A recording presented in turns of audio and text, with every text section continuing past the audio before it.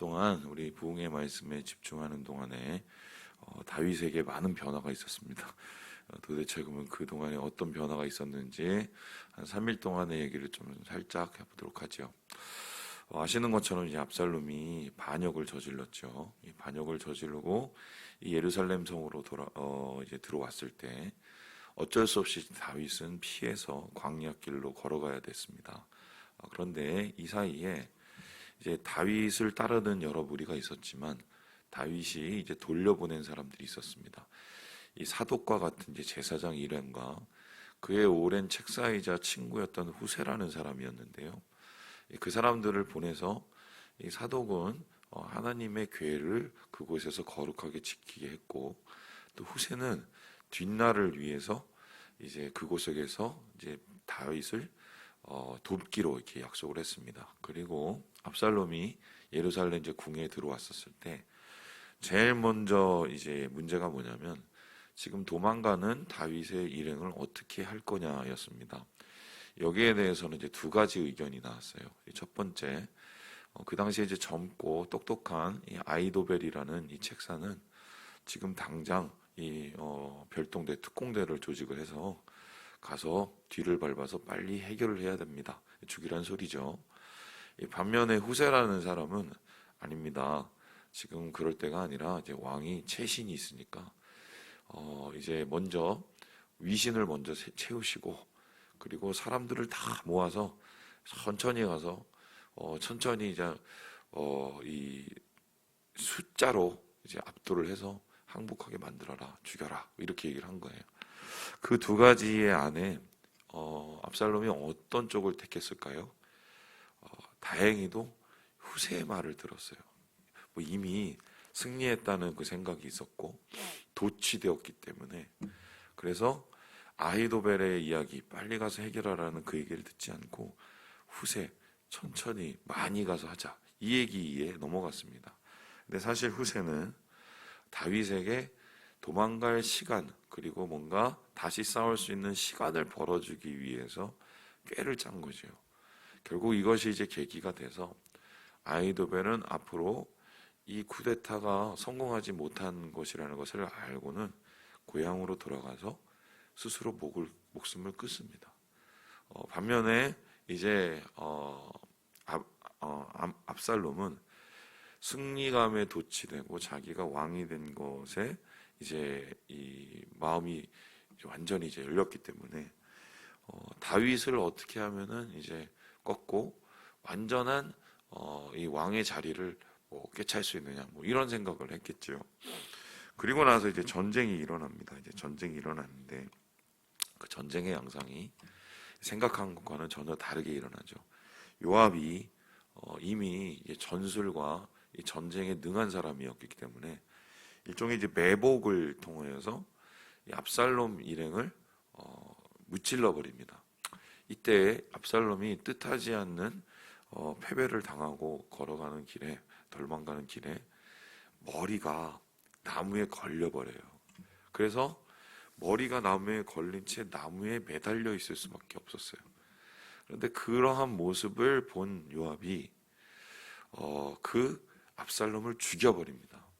그런데 이게 뭐가 문제냐면, 전쟁은 승리로 끝났지만 사실 이것은 다윗이 원하는 결과가 아니었어요. 다윗은 어떻게든 자기 아들을 살리고 싶은 마음이 많았습니다. 왜냐하면 자기를 배신하고 반역한 자이긴 하지만 그래도 아들이잖아요. 그리고 이 모든 것들이 자기의 죄 때문에 일어나는 것이라는 걸 일종의 아버지로서의 책임감이 있었기 때문에 요압에게 내 아들은 좀 살려달라고 부탁을 했단 말이에요. 그런데 그런 부탁에도 불구하고 요압은 죽여버렸어요. 그리고 오늘 우리가 보는 이제 이 18장 뒤에 말씀이 이제 이어지고 있는 것입니다. 전쟁이 이제 승리로 끝났으니까 승리의 소식을 왕한테 알려야 되죠. 그리고 그 왕이 다시 돌아올 수 있는 길을 열어주어야 되는 상황입니다. 그런데 오늘의 이 말씀은 왕에게 소식을 전하는 그 과정 속에서 일어난 일입니다. 결과적으로 이 소식을 들은 다윗은 어떻게 되었을까? 우리 함께 33절의 말씀을 같이 한번 읽어보도록 하겠습니다. 시작. 왕의 마음이 심히 아파 문 위층으로 올라가서 우니라. 그가 올라갈 때에 말하기를 내 아들 압살롬아, 내 아들 압살롬아, 차라리 내가 너를 대신하여 죽었더면 압살롬 내 아들아, 내 아들아 하였더라. 이 전쟁에서 이긴 감격보다 아들이 죽은 이 비극적인 상황이 더 충격적으로 다가왔던 거죠. 그래서 다윗은 정말 목을 놓아 옵니다. 이 보니까 문 2층으로 올라갔죠. 위층에 올라가서 울었는데 그 밑에 사람들이 들었을 정도면 이 말 그대로 대성통곡을 한 거죠. 자, 그렇다면은 다윗이 이렇게 대성통곡을 할 줄 과연 다른 사람은 몰랐을까요? 여러분, 아무리 아들이 나쁜 아들이라도 그 아들이 뭐 죽거나 잘못되거나 힘든 상황을 겪었을 때, 아유, 그놈의 자식 그래 잘 죽었어. 나를 그렇게 괴롭히고 부모를 그렇게 업신여기더니 아이고 속이 시원해. 세상에 이렇게 말할 수 있는 아버지, 어머니는 없습니다. 근데 그럼에도 불구하고 오늘 다윗에게 소식을 전한 이 두 사람은 전혀 이것을 인지하지 못해요. 먼저 첫 번째로 요압이 그랬는데요. 요압이 오늘 이렇게 이야기를 합니다. 오늘 함께 20절의 말씀을 같이 한번 읽어보도록 하겠습니다. 20절입니다. 시작. 요압이 그에게 이르되 너는 오늘 소식을 전하는 자가 되지 말고 다른 날에 전할 것이라. 왕의 아들이 죽었나니 내가 오늘 소식을 전하지 못하리라 하고. 요압은 왕이 슬퍼할 것을 알았나요? 몰랐나요? 알고 있었어요. 알고 있었음에도 어떡합니까? 죽였단 말이죠. 왜 죽였을까요? 뭐 여러 가지의 이제 설을 생각할 수 있겠지만 자기한테 도움이 안 되니까 죽인 겁니다. 왜냐하면 압살롬을 예루살렘으로 다시 데려온 게 요압이었어요. 그 소리는 뭐냐면 요압이 압살롬이 후계자가 될 줄 알고 한 달이 이렇게 걸쳐놓은 거거든요. 그럼 나중에 이 전쟁과 이 쿠데타가 어느 정도 끝이 되고 나서 이제 뭐 공과 과를 이제 따질 거 아닙니다. 그럼 이 상황 속에서 요압이 전쟁에서 승리한 자기의 공이 압살롬을 데려온 그 과오 때문에 어떻게 해요? 사라지거나 희석될 수 있다고 생각을 한 것 같아요. 그래서 어떻게 합니까? 사전에 그러한 불행의 씨앗은 자기에게 좋지 않은 불이익의 씨앗을 잘라버린 거죠. 요압은 처음부터 끝까지 보면 굉장히 기회주의적이고 자신의 이익을 최고로 여기는 욕심꾼이에요. 그런데 이 요압에게 빠져있는 게 하나 있습니다. 아무리 그래도 아무리 자기에게 도움이 안 돼도 자기가 섬기는 왕의 마음을 누구보다도 잘 알았을 터인데 그것을 전혀 마음속으로 생각하고 고려하지 않고 그 압살롬을 죽여버렸다는 겁니다. 공감이 안 되는 거죠. 이 공감이 안 되는 이유가 무엇입니까? 자기 안에 욕심이 차 있고 자기 앞에 이익이 보이기 시작하면 사람은 다른 사람이 보이지 않습니다. 다른 사람의 마음이 보이지가 않아요. 그리고 나서 여기에 또 한 명의 다윗의 마음을 이해하지 못하는 사람이 있었으니 그 사람이 누군가? 바로 아히마아스라는 사람이었습니다. 우리 함께 22절의 말씀을 같이 한번 읽어보도록 하겠습니다. 22절입니다. 시작. 사독의 아들 아히마아스가 다시 요압에게 이르되 청하건대 아무쪼록 내가 또한 국수 사람의 뒤를 따라 달려가게 하소서 하니 요압이 이르되 내 아들아 너는 왜 달려가려 하느냐 이 소식으로 말미암아서는 너는 상을 받지 못하리라 하되. 요압은 자기의 이익을 위해서 다윗의 마음을 공감하지 못하고 이 압살롬을 죽였다면 이 사독의 아들은 좀 설레발을 칩니다. 이 사람이 다윗이 어떻게 세웠냐면 일종의 이 예루살렘 궁과 또 다윗의 일행을 연결해주는 소식통으로 삼아준 거예요. 그래서 이 사독의 이 제사장에게 말하기를 혹시 예루살렘에 무슨 일이 있으면 이 아히마아스를 통해서 자기에게 연초를 달라고 이렇게 얘기를 했어요. 그리고 후세에게도 똑같은 얘기를 했고 또한 그러한 연락통의 역할을 아히마아스가 잘 했습니다. 그런데 지금 아히마아스에게는 마지막으로 왕을 기쁘게 해줄 것이라고 생각하는 그 승리의 소식을 전하고 싶은 마음이 넘쳐난 거죠. 그러면서 어떻게 해요? 이거는 내가 왕이 준 사명을 잘 감당하기 위해서 무조건 뛰어가서 먼저 얘기해야지. 아마 그렇게 뛰어가는 아히마아스의 마음에는 아마 칭찬받고 싶은 마음이 있었을 것이고, 그리고 이 전쟁의 기쁨이 너무 큰 나머지 왕이 어떤 생각을 가지고 어떤 마음을 품을지를 어떻게 해요? 생각지 못한 거죠. 이 사람들은 자기 감정에 이제 빠지게 되면 옆 사람의 감정이 안 보입니다. 욕심에 빠지게 되면 안 보이고 자기의 감정에 빠지게 되면 안 보여요.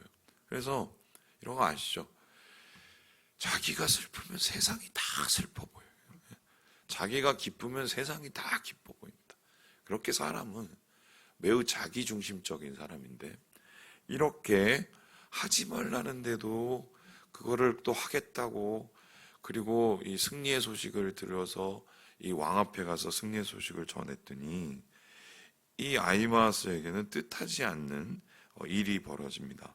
우리 함께 32절의 말씀을 같이 한번 읽어보도록 하겠습니다. 32절입니다. 시작. 왕이 구스 사람에게 묻되 젊은 압살롬은 잘 있느냐? 구스 사람이 대답하되 내 주 왕의 원수와 일어나서 왕을 대적하는 자들은 다 그 청년과 같이 되기를 원하나이다 하니. 29절에 보면요, 아히마아스가 도착했었을 때 이제 다윗이 똑같은 질문을 합니다. 그럼 똑같은 질문에 아히마아스가 뭐라고 대답했냐면요, 무슨 일인지 알지 못하였나이다, 이렇게 했어요. 여러분, 아히마아스가 압살롬이 죽었는지 알았어요? 몰랐어요? 알았어요. 알았는데도 모른 척했어요. 생각을 못한 거예요. 그냥 기쁘다, 승리하다, 뭐 이런 것만 생각했지 왕이 이것에 더 관심을 둘지는 생각을 못했기 때문에 마음을 얼버무린 겁니다. 그리고 뒤이어서 온 구스 사람, 일종의 그 알림통이죠. 그 사람을 통해서 이제 다윗이 자기 아들이 죽었다는 소식을 듣고 완전히 넘어가게 되는 거죠. 저는 오늘 이 말씀을 보면서 공감의 능력이 얼마나 중요한지를 다시 한번 깨닫게 됩니다. 이 교회 안에서도 참 한 분 한 분 보면은 이분은 이래서 좋고 저분은 저래서 좋고 또 이분은 이런 장점이 있고 저분은 저런 장점이 있고 뭐 그런 게 있어요. 그래서 이분들이 이렇게 교회에서 함께 하면은 얼마나 좋은 일이 많이 일어나고 시너지 효과가 많이 일어날까, 막 이런 또 기대를 하게 되는데, 간혹 가다가 예상치 않은 일이 벌어지는데 이런 장점과 저런 장점을 갖고 있는 분들이 모여서 이런 단점과 저런 단점이 나타나서 단점과 단점이 충돌할 때가 있어요. 그래서 저렇게 좋은 면이 많은 분을, 이런 좋은 면이 많은 분을 왜 이분은 모르실까? 왜 저분은 모르실까? 이제 이런 생각을 하게 되잖아요. 그런데 가서 그 상황을 잘 여쭤보면 거의 답은 하나입니다. 공감이 안 되는 거예요. 서로 공감이 안 되는 거예요. 공감이 안 되니까, 이 공감과 소통이 안 되니까 그 말이 오해를 하고 또 오해를 통해서 상처를 받고, 상처를 받으면 상처를 주고 싶잖아요. 뭐 이런 일들이 공동체 가운데서 반복돼요. 이게 뭐 우리 교회뿐만이 아니라 모든 교회와 모든 사람이 있는 곳의 현상들이죠. 그래서 예수 믿는 사람들은 어떻게 해야 되냐면요, 세상과 달라야 되는데, 세상과 달라야 되는 그것 중에 하나가 뭐냐면 공감할 줄 알아야 돼요. 공감이 뭐냐? 그 사람의 마음과 아픔을 돌아보는 마음이에요. 좋아할 때 같이 좋아해 주는 것도 중요하지만 아프고 힘들 때 그 마음과 함께 아파하는 것이 더 중요합니다. 여러분, 예수님께서 이 땅에 오셨을 때 왜 많은 사람들이 이 예루살렘에 있는 바리새인이나 사두개인이나 제사장을 쫓아가지 않고 그 광야에 있는, 그 멀리 있는 그 갈릴리에서 이 뭐 어부들하고 같이 돌아다니는 그 예수님을 따라서 예수님 말씀을 들으러 왔을까요? 물론 예수님이 기적을 베풀고 예수님이 하나님의 나라의 복음을 전해서도 그렇지만, 저는 그것과 더불어 예수님에게 뛰어난 능력이 하나 있었기 때문이에요. 그게 뭡니까? 공감 능력이에요. 아픔을 보고 그 아픔을 남의 아픔으로 여기지 않으셨습니다. 예수님께서 무리를 보고 불쌍히 여기셨다고 했는데, 이 민망히 여기셨다고 하는데, 그 민망히 여기다는 말이 뭐냐면 속이 썩는다는 소리예요. 뒤틀린다는 소리예요. 그래서 예수님의 마음은요, 그렇게 영혼을 향해서 항상 낮고 작은 영혼까지, 아픔까지 다독거릴 수 있는 공감 능력이 뛰어나셨던 분이에요. 그렇다면 왜 예수님께서는 이러한 공감 능력이 뛰어나셨을까? 그 이유는 단 한 가지인데요, 하나님 아버지 마음을 품고 있었기 때문입니다. 아버지 마음의 눈으로 보면 그 영혼의 그 아픔과 상함이 보여요. 같은 말 한마디를 하더라도 그 상함과 아픔을 위로하고 치유해 줄 수 있는 말을 합니다. 그 말 한마디, 때로는 징계의 말을 할지라도 사랑함과 은혜로 그 말을 건넬 때 똑같은 말이지만 그 말은 따뜻한 말이 돼요. 그래서요, 저는 오늘 이 다윗의 주변에 그를 공감해 줄 수 있는 사람이 한 명도 없었구나. 아마 다윗의 마음은 이 모습을 보면서 더 마음이 찢어졌을 거고요, 자신의 죄가 더 크게 느껴졌을 거예요. 분명합니다. 예, 말씀을 마치려고 하는데요, 어제 뭐 다 지난 일이지만 그래도 뭐 여쭤보시길래 제가 뭐 대답을 해드리면, 어떤 그 권사님이 저한테 예배 마치고 저한테 여쭤보시라고, 목사님 왜 이렇게 막 우셨어요? 그런데 죄송합니다. 저는 그 목사님 말씀보다, 목사님 말씀도 굉장히 은혜스러웠는데 어제 이응재 집사님 기도가 너무 감동적이었어요. 저는 너무 막 이게 막 마음을 막 찢고 들어오는 그 감동이 밀려오는데, 제가 막 어떻게 막 눈물을 감출 수가 없는데, 이런 거잖아요. 여러분, 저랑 이제 한두 해 사신 게 아니잖아요. 우리 뭐 이번 권사님도 있지만 뭐 박정정 권사님도 삶이 어떤지를 알거든요. 어떤 어려움이 있는 줄 알거든요. 여러분의 모습을 보면 제가 아마 우리 교회에서 제일 잘할지도 몰라요. 근데 어제 이 집사님도 제가 그분의 마음하고 그분의 삶을 잘 알고 있는데, 앞에 나와서 그렇게 울먹이면서 하나님 앞에 잘못했다고, 안 그러겠다고 얘기를 하시는데, 그게 막 저는 막 미칠 것 같더라고요. 제 마음이 막 순간적으로 공감이 됐어요. 공감이. 그러니까 그 마음이 제 마음 같고 하나님 마음이 막 느껴지더라고요. 그 영혼을 사랑하시는, 그 영혼을 아파하시는 하나님 마음이 막 느껴지더라고요. 제가. 그게 은혜예요. 사실은 은혜가 말씀 속에서도 찾을 수 있지만 우리 형제자매의 나눔과 교제 가운데 찾을 수 있는 게 그 영혼을 통해서 하나님 마음을 느낄 수 있기 때문에 우리 사랑하는 여러분, 우리 교회가 공감의 공동체가 되길 주님의 이름으로 축원합니다. 공감하면 주님이 계시고 주님이 계시면 은혜가 있습니다. 그 은혜로 오늘 하루를 살아가시고 승리하시는 우리 모든 형제 자매들 되시길 주님의 이름으로 축원합니다.